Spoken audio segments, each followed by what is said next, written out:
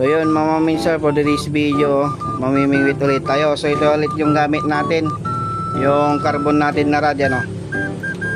Yan. Tapos nakapag-ukay na din ako ng pamain na yun. So pasintabi po sa mga kumakain dyan mga minsan. Kasi yung may waga nating balde. So bago lang lahat, magkape muna tayo mga minsan, ano. So meron daw kasing low pressure. So yung isa mamumuyatang nagbabadya, ganon. So try natin mag-fishing. Sana mayroon tayong makuha. So doon ulit tayo sa spot natin, dun sa may dati. Try natin doon kung ano, pero baha kasi mga mamisa. So parang kukuha lang tayo ng pangprito natin, ulam natin ngayon. Kaya mga mamisa, kape muna tayo. Sheesh. So yun mga mamisa, start na tayo mag-fishing. Punta muna tayo dun sa spot natin. Yung mga gamit natin, no. Yan, ang kiss lang umulan kasi masama yung panahon. Kaya pag umulan, ayan, magpayong tayo habang nagpi-fishing. So yun mga minsan, nakapagpain na tayo, ayan o. So idap na natin mga minsan. Ayan, dito natin ulit na ilalagay sa may gilid ng spot natin. Ano lang, hindi sumabit mga minsan, parang may mga kahoy na yata na nakabara dyan. Gawa nga ng yun o. Medyo maambon-ambon na din mga misa. Tamang-tama yung natin. Pagpunta natin. So antay-antay lang tayo ng konti-konti. So yung mga spot natin dito mga misa. So natanggal na ibang kangkong dito mga misa. Gawa nga ng tas ng baha nung mga nakarang araw. Gawa ng may bagyo kasi mga bossing ngayon o. May yata dalawang low pressure, tapos yung isa parang namumuo na mga maminser. Ayan, umambon-ambon na. So magpapaing muna tayo mga maminser. Ayun mga maminser, ganito style natin pag nakapayong tayo tapos nagpe-fishing ngayon. Ay, ang hirap ng buhay.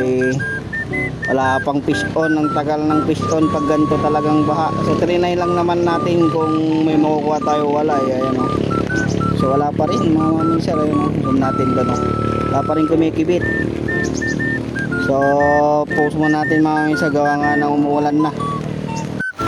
Yun mga maminsan, last na ng ulan. So wala pa tayong fish on. So mga 4 minutes na yata tayo nag-aantay dito, 5 minutes. So update ko na lang kayo mga bossing kung may fish on na tayo. Sheesh. Ayun mga minsan, tumira na din yung ulan. Tapos may dumadawi-dawi din, kumikibit-kibit. Kaso hindi na tinutuloy kasi nga malaki yung pamain natin. So yun ko kung ano yung kumakain yan. Baka maliit lang na royo siguro. Buti naman tumila na din yung ulan kahit pa paano. So makulimlim pa rin mga minsan kahit tumila na yung ulan. Wala pa rin tayong fish on. Ay, kahit makaisa lang sana, wala pa rin So mga minsan, may patay ng spot. Gawa nga ng lakas ng agos doon mga minsan. So dito tayo sa may gilid ng balsa natin. Ayan So iwan muna natin dito kasi kakain tayo ng sopas na tinatawag tayo Iwan na natin muna dyan. Ayun yung patapaw natin mga minsan. Kakain muna tayo ng sopas. Tamang tama, lakas na din kasi ng ulan mga minsan. So yung spot natin kanina doon ayan, doon na banda. Ayun, napakalakas na ng agos ng tubig. Ayan. So kain muna tayo ng sopas mga minsan. Kumakain na sila ng sopas. Lakas ng ulan. Ayan Sopas si GR. Sopas ni mama na may kanin. Yanang ko, ayun Wow. Minsan meron din tayong bangus. Yan. Niluto ni mama na sopas. Kaya papa Ayan, kain muna tayo ng sopas mga bossing. Tamang tama. Malamig ang panahon. Ayun, so sopas natin. Tira! So dalawa na kami ni Mikos dito. Ayan si anak ko. Si mama. Yun, nag-take to pa si GR. Ayan si papa. Matapos na kumain yan.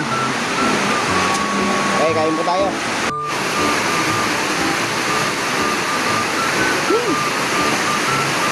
Hindi na tayo magpipishing mga maminsan. Kain lang tayo ng sopas.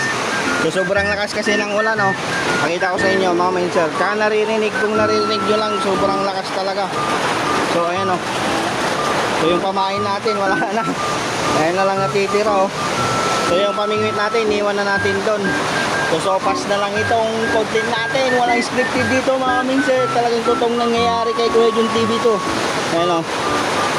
Ayun mga minsan, sa mga hindi pa pala nakapollow sa aking Facebook page at Kuya Jun TV nga pala, sa aking YouTube channel naman at Kuya Jun TV 1. Salamat sa panonood. Peace out. Ay, lakas ng bagyo. Hey.